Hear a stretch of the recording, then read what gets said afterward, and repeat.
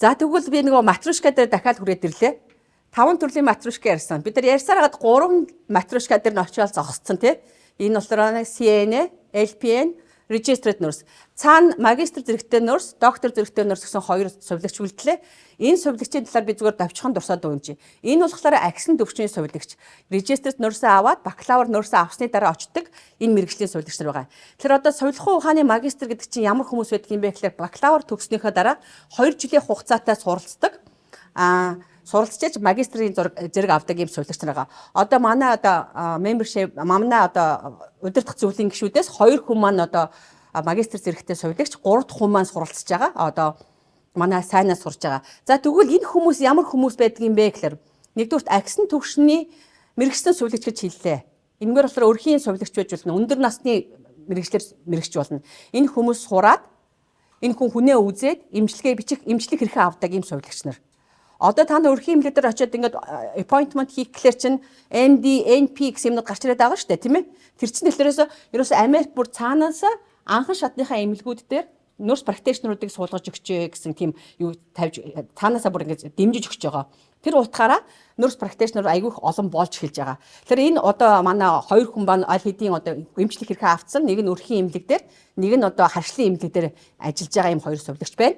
Дараагийнх нь болохоор эмнэлэг зүйн мэргэжлийн сувилагч буюу нэг төрлийн нарийн мэргэжлэр магистр хамгаалах. Нэгсэндээ сэхэн амьдрахын магистр болох ч юм уу тийм ээ. Тэгэхээр сайнаа маань болохоор сэхэн амьдруулах тэгэхээр сэхэн дээр очиж хүнээ үздэг тийм магистр сувилагч болох гэж байгаа. Нарийн мэргэжлийн агсан төвчний магистр сувилагч болох гэж байгаа. Тэгэхээр ийм төрлийн бас нэг магиструуд байх нь байна. За тэгээд цаашаага болохоор их баригч нар нь болохоор бас магистр зэрэгтэй байдаг байх нь байна.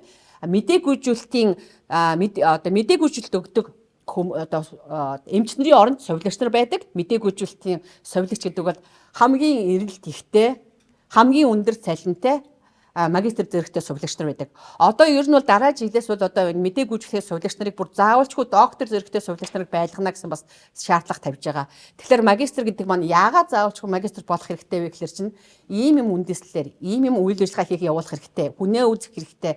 Нарийн мэргэжлээ очиход цаашаа зааж сургах тийм мэргэжилтэй болдог. Тийм учраас сувилагч нар магистр болох дуртай байдаг. За тэгвэл нэг төрлөөр магистр байж болно, joint-оор магистр байж болох нь байна. Сувилахуй магистрыг удирдлагын магистртай харьцаж болох нь. Сувилахуй магистрыг нийгмийн ухааны магистртай бас хавсарч гэх мэтлэнгээр бас зарим хүмүүс 2-3 жилийн хугацаа 1.5-3 жилийн хугацаагаар магистр болдог. Яагаад заавал ийм тэгвэл нэг төрлийн магистр сурахын оронгоор гэж байгаа гэхээр ийм хүмүүс ажиллах болцоо өндөртэй, ажлын байр ондортой, цалин, ажлын байр хоёроор чинь шалтгаалаад ийм хавсарсан төрлийн магистртай сувилагч нар нь бас болох сонирхолтой бас нэг агсан төвчний сувилагч нар байж болох нь байна. За тэгвэл докторийн зэрэгтэй сувилагч нар яагаад доктор болох ёстой юм бэ?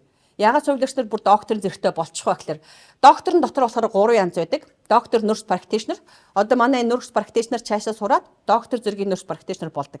Энэ хүмүүс явандаа ямар хүмүүс болдгоо гэхээр голцоо эрүүл мэндийн удирдлага руу очдог.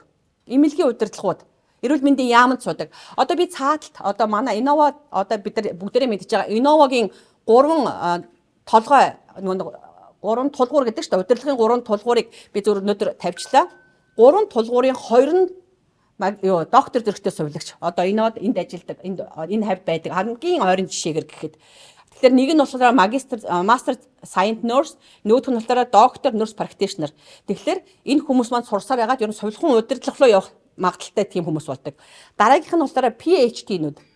Энэ PhD-нүүд болохоор ямар хүмүүс байдаг болохоор их хөвчлэн судалгаан дээр ажилладаг тиймэрхүү сувилагч нар болж байдаг. Дараагийн сувилахын докторууд нь болохоор доктор nurse science буюу боловсролын төвшнгөөр явдаг. Сургуулиуд дээр очдог, заадаг тийм хүмүүс болохоор бас доктор болж сувилахын доктор болж ажиллаж болдог байна. Тэгэхээр нөгөө матрушка дахиад матрушка дээр сувилагч бол нэг төрлийн биш маш олон төрлийн байх нь байна. Бид нар хаач хүртэл явж болдох нь. Бид нар өнөөдөр шүдний техник ч юм уу эрдэнэтхийн техникч болж болно. Одоо сувилагч сурах цалингаар. Тэгвэл тэр хүмүүс цаашаа яаж явах вэ? Тэд нар явсараа шүдний эмч болно ч юм уу эрдэнэтхийний эмч болно гэж байхгүй. Тэгвэл сувилагч бол явсаар агаад мастер, доктор, бакалавр гэх мэтлэнгээр цаашаа ахиж болдог. Тийм мэргэжил учраас сувилагч мэргэжил бол бусад мэргэжлээс хамгийн онцлогтой мэргэжил байдаг байна.